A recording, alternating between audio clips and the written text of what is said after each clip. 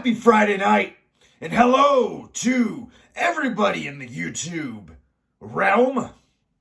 It is I. Welcome to my channel. Who am I? I am known as the 6'7", 313-pound master and ruler of the world, Brutal Rob Hands.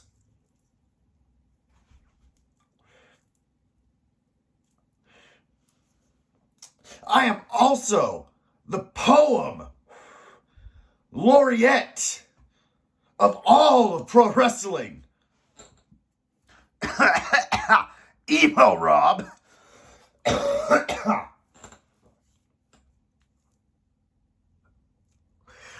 And for all of my members of the Gridiron Gang, I am also the man with the hair of Kevin Green.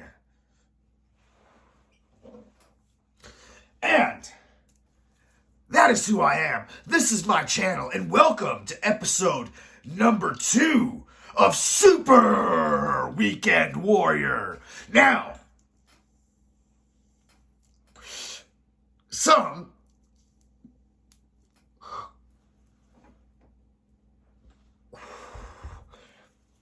Some of you are wondering, what is a Super Weekend Warrior? And some of you watched episode 1, at least according to the studio of YouTube. 9 of you watched episode 1, or at least viewed it.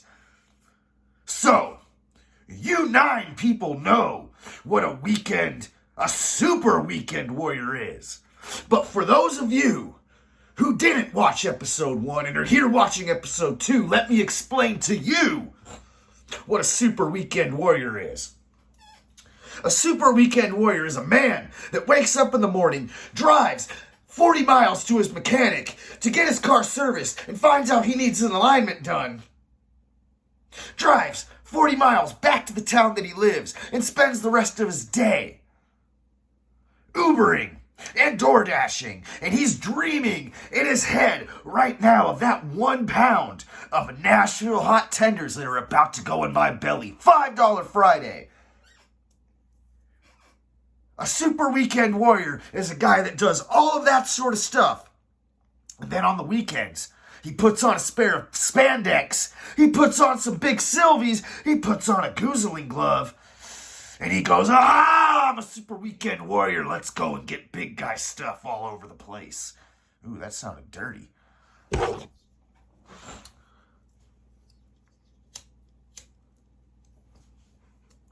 So now that you're all caught up on what a Super Weekend Warrior is, let's get into what today's episode is. So we're still in the very beginning of the story. We haven't gotten into the real pro wrestling stories that I want to tell, which is a good thing, because then I'd run out of stuff to say on my channel. That's why I'm starting at the beginning. And, I might jump around a little bit like House of Pain, but right now, let's lay the foundation like we're building a house and start at the beginning, and then we can branch off from there, Maybe 9 people or 10 people will watch this episode. Who knows? Oh yeah, like, share, comment, subscribe, whatever. I really don't give a damn at this point. I've had a YouTube channel for 3 years now. If I was doing it for monetary reasons at this point, I would have given up. I'm just doing this to, I don't know, get over.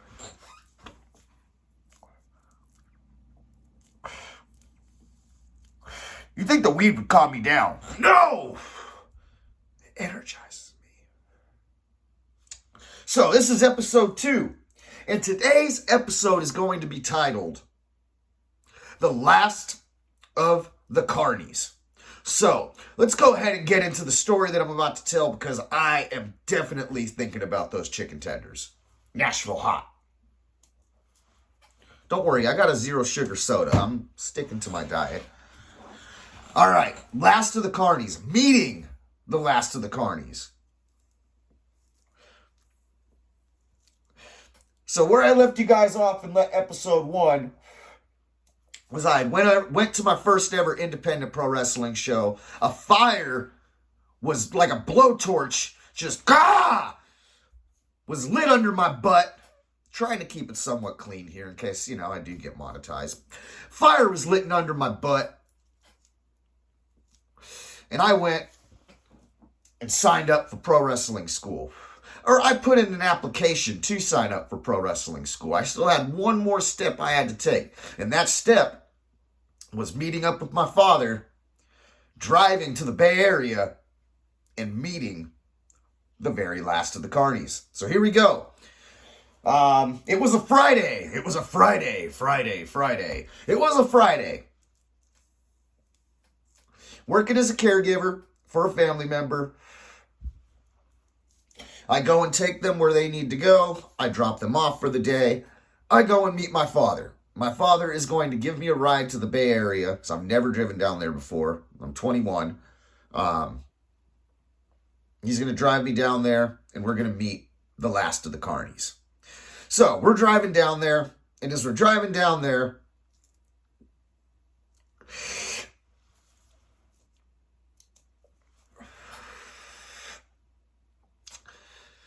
I'm noticing all of the traffic. We get through the Carny Bridge. We're going down through Richmond, Vallejo, El Sobrante, El Cerrito, all of that stuff.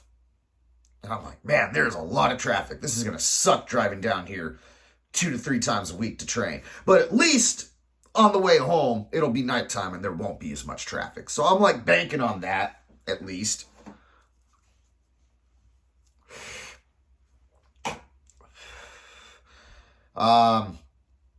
Supposed to meet down there at about 4:30, so I guess the traffic we were running a little bit behind. Got a phone call. It was the last of the Carnies calling to make sure we were still meeting. I said, yep, we're driving down the road right now. We will be at your place soon enough. Now, we pull up to the building, the world famous, you already know what this place is. It's a garage. It's in the Bay Area. That's all I'm going to say. If you know, you know. And if you want to know, do some research.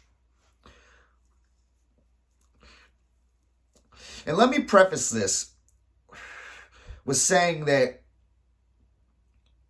telling this story and calling this person that I'm meeting the last of the Carnies is not meant in a derogatory, is not meant in a bitter or angry way towards this person. I don't have, for one, this person's passed. I'm, not going to really bury the dead. Hey, that was weird. But this person's passed on, and I have no ill will or bitterness or anything towards this person. They gave me something very valuable. They gave me a foot in the door to pro wrestling. And in that foot in the door got me and helped me make the connections, which later on down the road, which would allow me to become the brutal emo Kevin Green Rob. A very expensive $4,000 foot in the door, but a foot in the door nonetheless that who knows if I hadn't met, who knows where else I would have gotten the chance to get that foot in the door in. And the fact that they always kept the door open after I went through some stuff that we're going to tell in later episodes. Granted, they kept the door open because I still owed them part of that $4,000, so they weren't going to run me off and completely close the door to me because I still had money to get out of me. But they still, nonetheless, regardless of the reasons, financial or otherwise, they still left the door open for me after I had gone through some life stuff, which still allowed me to make the connections and continue to keep nudging that foot in the door, so to speak. So let's get into meeting this person. And no, that's what I'm saying. I'm not calling this person a Carny because I have ill will. I'm bitter. At the end of the day, I'm thankful that while it cost a pretty penny, I'm thankful they allowed me to stick my foot in the door of pro wrestling and allowed me to walk into that world over time. But at the end of the day, like Popeye, who I have dressed up and wrestled as before, like Popeye says, I am what I am. And what this person is what this person was. And if they were alive to tell you, they would say, goddamn right, I'm a Carny. And that's what this person was. They were an old school wrestling Carny. And the very last one in this area. When this person passed away on the promoting side of pro wrestling, we lost a certain aspect and element of like, yeah, he was the last like old school territory type Carny promoter, good and or bad, for whatever that term means. He was one of the last ones. So, meeting this person, this is my first look at this building, which I don't want to give away too many details, but it was a garage. Figure it out from there. It's my first look at the building, the training center, so to speak. You know, it's a warehouse. Figure it out. With a ring in the middle of it. It's got an office and locker rooms in the back. It's got a little cat corner thing, like balcony thing, and some weights upstairs. So I get the rundown. Blah blah blah. This is how much the program costs. The training program costs $4,000. 6 months as beginners. You pass. Usually people don't pass in the first 6 months, so you do another 6 months of beginners. Then you go move to semi-pro more often. Figure it out if you know what I'm talking about. $4,000, you can pay up front. You can pay monthly. Obviously, I didn't have the 4Gs on me. I had enough for a down payment, so it would be $200 monthly on top of my rent that I had at the time, which me and my ex were struggling always to pay for because we had a few problems, if you know what I'm saying, even at that young age. My car that was way too expensive that I couldn't afford, and now we're throwing this $200 a month payment to follow my dream of being a pro wrestler. And that's the thing, man. This person's telling me this stuff. They're telling me, yada, yada, yada, $4,000 to sign up. This is how long the class is. This guy, various health problems due to bad dietary habits, telling me how I should eat and to start getting on a diet, which he was right. I was horribly out of shape and needed to get on a diet and stat if I wanted to try to be a wrestler. More on that in future episodes. I was so excited about the fact that I'm really going to follow my dream. I'm actually taking this step to follow my dream. This guy could have said, so yeah, I'm going to need $4,000, to sign up. I'm going to need a slice of skin as a down payment, and then, I'm going to need $200 every month and like one of your fingernails and your, the rights to your firstborn, even though I don't have any children and hope to never do. This guy could have said anything outrageous to me for me to do, and I would have still signed up because I wanted to be a pro wrestler. And he knows that. About 99% of the people that come into his office were blinded by the light of the dream of following what we want to do. And we're just eager and hopeful and bright-eyed and so excited to enter this world of pro wrestling that we've been fans of our whole lives, that we go into it blindly, and then we learn along the ways that it's going to be it's not going to be what it's cracked up to be, in good and bad ways. Like, you thought it was going to be this way in a good way, and it's even better. And then you thought things wouldn't be this way, and you're like, oh, wow, things are this way. More on that to come. So, yeah, there's not really a bunch of exciting stuff in the story. It's basically just, I met with this guy. He gave me the old school promoter spiel of blah, blah, blah. Wrestling, you got to commit. How much money do you have on you? I have this amount. Cool, I'll take that as a down payment. Writes up a contract, says if you don't follow the contract, I can send you to collections, all of that good sort of stuff. Like I said, I'm blind to all of it, signing my name because I'm young, I'm dumb, and I'm excited to follow my dream. So, I started the process of getting my $4,000 foot in the door, and I got a t-shirt, which I got a t-shirt which commemorated a very, very famous singer's son's first ever wrestling match that was in that building. A very, very famous singer's son who would actually have a little bit of a hand in my molding to be a pro wrestler. Basically, I signed on the dotted line, gave him my down payment, walked out, got in the truck with my dad, started driving away, drove back to where I parked, drove all the way out of the Bay Area, went back to where I parked my car, got in my car, started driving home. Very, very excited, but also wondering, what in the blue hell have I got myself into? And I'm also anticipating and planning what I'm going to do. Because I had shown up and signed up 1 week after the summer camp had started. So while I was able to sign up and become a member of the school and make my down payment, I was not going to be eligible to start training until the following January. This was August, so I had to wait all the way to January to start my first day of training. So that gave me all the time in the world to get myself ready. And in the meantime, what I did was I did my first ever, was it 3 shows? Yeah. Because August, I signed up in August, and then I came to their event 2 weeks later in August, and I just watched and observed and helped out and did some chores after the show, clean up the building. The following September, but the next month, September, was the first time I was ever involved in a wrestling production, because that was the first time I did security during the show.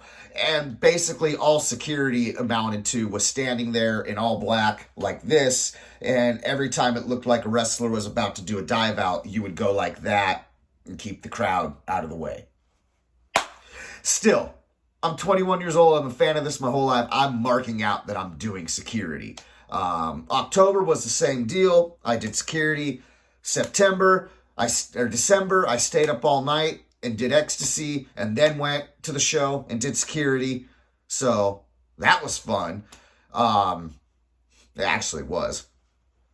So I was able to take that time before I actually started my training, and got to attend the show in August, help out with the show in September, help out with the show in October, help out with the show in December. And for each one of those, except for the August one, I went to dinner with at least the owner and his crew. I would go to dinner with them and several students after each one of those shows. So I got to take that time, that 5 months, to get to know, not everybody, but I got to know people. People knew who I was. They knew I was around. They knew I had some sort of commitment to this, because I didn't just sign up and I'm like, cool, see you guys in January. They could see, hey, he's waiting till January when the next class started up. He signed up for that class, but he's showing up. He's attending the shows. He's helping out. He's doing chores. He's doing security. I'm trying to show my commitment. So that'll lead us to next week's episode, or next episode, I shouldn't say next week. That'll lead us to next episode, which will be how I got back into the gym in that 6 months, which will lead into how I starting to diet in that 6 months before training, and how in the very last month leading into training, I completely just screwed my whole diet off, and the reason why. And then we'll end that episode with the very first. You know what? I actually might be able to squeeze in the whole Hell Week experience at the end. I don't have to go day by day. So look for that in the next episode. We will talk about getting into the gym for the first time in my life. I'm going to be perfectly honest. The exception of high school and PE class. I think that's the first time I'd ever been in a gym after I signed up for wrestling. Learning somewhat about trying to diet and eat better, and how bad my diet habits and things were then. and how I screwed all that off, how I did really, really good for 2 months, and then some circumstances happened, and I screwed it all off. And then hopefully, yeah, I'll be able to condense what Hell Week figure was. And I probably gave out too much information right there about saying Hell Week. Whatever. I'm not naming names. I'm not naming places. I'm not naming people. I'm not naming events. If you know what the hell I'm talking, because I'm still active in wrestling. And some of the people I might talk about are still active in wrestling. So I'm not trying to throw shade on anybody. I'm not trying to throw anybody under the bus. I'm not trying to call anybody out. I'm just trying to tell stories that I've experienced from my perspective, and this is the way I experienced them, and I could be wrong because that's the way the brains and memory works, but at least this is from my perspective, and I'm not trying to name names or any of that. But if you know what I'm talking about, you know what I'm talking about, and if you don't know what I'm talking about, you're hearing some brand new stories. And if you like these stories, and a guy sitting in his little tiny chair, smoking a J, rambling to his phone about maybe probably one of the best and worst life decisions I ever made, which was getting into pro wrestling. If you like hearing a guy like me ramble like that, please like, share, comment, subscribe. Anyways, this has been Brutal Rob Hands. This has been my channel, and this has been episode 2 of Super Weekend Warrior.